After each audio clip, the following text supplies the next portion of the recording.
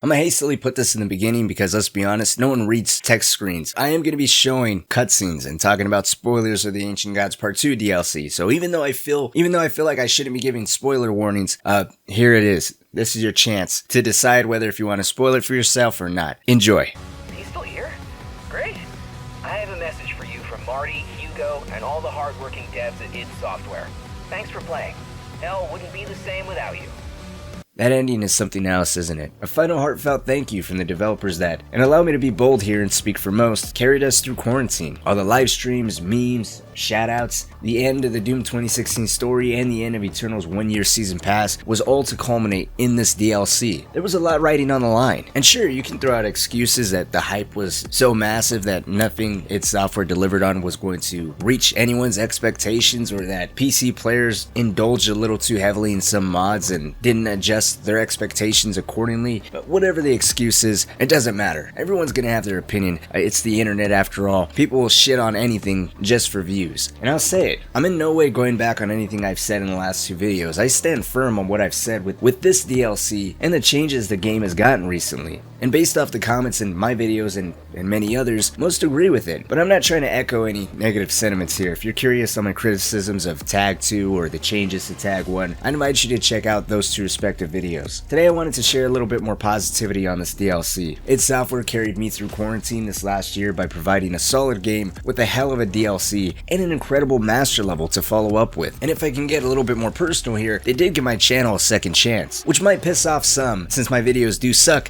but actually, I don't have a counter to that. In all the criticisms of the Ancient Gods Part 2, they're almost all followed with, I like this DLC, or I had a lot of fun playing it, but...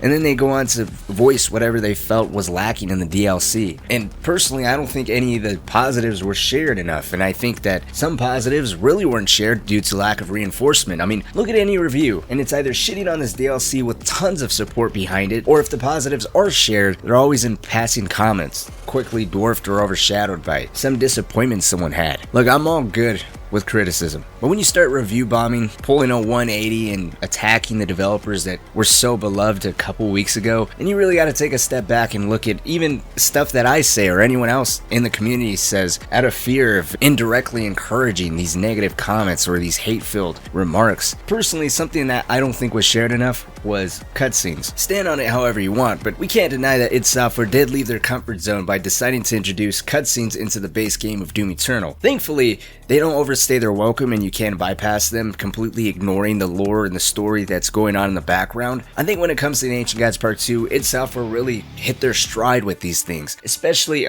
spoilers, I probably should have said that before, but especially in the Amor cutscenes. God damn, you can't tell me you didn't want to see this cutscene last just a little bit longer. I don't even pay attention to Eternal's lore like that. I'm not deep in it. I don't know what the fuck's going on. No, I'm kidding. I kind of do. Just the animations of the demons and what's going on in this cutscene alone made me want more. The first cutscene in the entire DLC is also one of the best cutscenes I've ever seen in any games. It's so minimalistic and it does fit Doom's concept of not really shouting exposition at you and being somewhat bare bones, for lack of a better term, but it still does an amazing job at delivering on the hype and the excitement and setting the tone for things to come. I mean, after all this time, we're finally gonna get our chance at killing the Dark Lord. Let's fucking do it. I'm there. You have me wherever we're gonna go next. Let's do this. I've also been getting asked quite a bit on the music I've been using in the last couple videos. They're the soundtracks from the DLC. The song I've been playing so far in this video is the soundtrack to Reclaimed Earth. The songs on their own are incredibly well made. I do agree that the mixing in the DLC is just as bad as the Ancient Gods Part 1. Honestly, they might be a little worse. Hopefully they can fix that over an update, but the tracks on their own are all solid. I actually prefer these tracks over the Ancient Gods Part 1,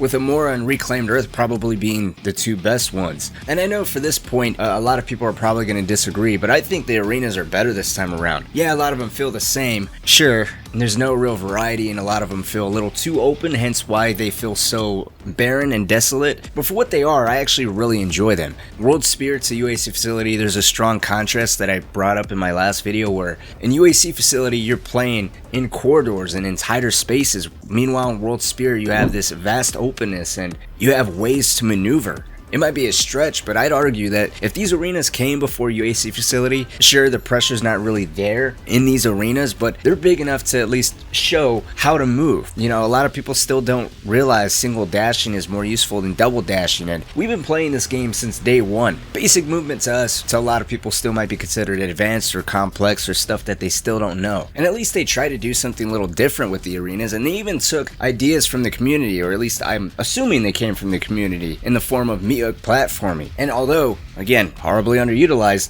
they at least try to incorporate it into the combat loop in some areas. I don't think it's been said enough. The DLC on its own isn't bad. Definitely not worth review bombing in any way, and I don't condone that. Is it worthy of all the hype and the excitement? Well, I think that's subjective. Whatever you were trying to get out of this DLC, some people are incredibly satisfied with the ending and what the cutscenes delivered on. And as I said earlier, with certain cutscenes making me want more, I think that was a sign that id Software knows how to implement those cutscenes into Doom now. To kind of wrap this up, let's not confuse disappointment with betrayal. I think a lot of people are getting those two things mixed up. Let's remember all those bad Doom Eternal reviews that came out last year. How everyone that didn't know how to play the game argued that it was just bad game design, when in reality it was them being ignorant to the mechanics. I think we should reflect on ourselves and see, you know, what are we really disappointed about? I already know what mine is. I stand by it. But that disappointment isn't worthy of shitting on the devs or review bombing the DLC. They did make this entirely from home, which I applaud them for. And whether if you guys do agree with it feeling rushed or not, at any point they could have came out and said, hey, the DLC is going to be delayed. The pandemic has caused even more complications to the development of this DLC. Give us some time, which again, they didn't do. They decided to deliver on their promise of giving this DLC within that 1 year pass. But let me know what you guys think about all this.